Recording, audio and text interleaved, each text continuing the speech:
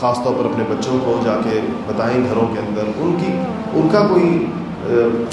ان مقدسات کے ساتھ، بیت اللہ کے ساتھ، مسجد نبوی کے ساتھ، مسجد اقصیٰ کے ساتھ ابھی نئی نسلوں کی ایک کمٹمنٹ، ان کی ایک وابستگی، ان کا بھی ایک دلی اور قلبی تعلق یہ ان کے ساتھ پیدا کرنے کی ضرورت ہے۔ اگر آج یہ تعلق مسجد اقصیٰ کے ساتھ چھوٹ گیا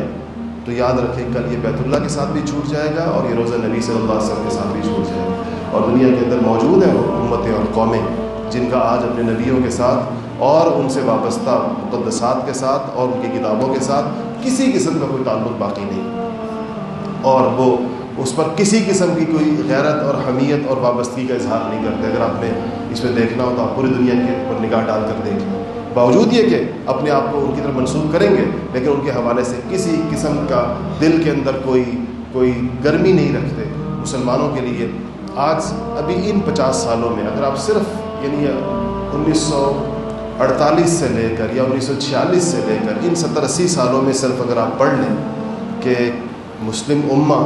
کتنی تیزی کے ساتھ اپنے موقف سے پیچھے ہٹی ہے تو آپ حیران رہ جائیں گے۔ اتنی اس بارے میں جذباتی وابستگی تھی ایک دور کے اندر، 70 کی دہائی جن لوگوں نے دیکھی ہے، یہاں پر تشریف فرمایا بہت سارے بزرگ، یہ ہماری بڑی عمروں کے لوگ یہ بتا سکتے ہیں اس بات کہ ہر دفعہ جب بھی بیت المقدس کے اندر کوئی مسئلہ پیش آیا تو پوری اسلامی دنیا میں ایک کونے سے لے کر دوسرے کونے تک ایک اتنا ارتعاش اور اضطراب پھیل جاتا تھا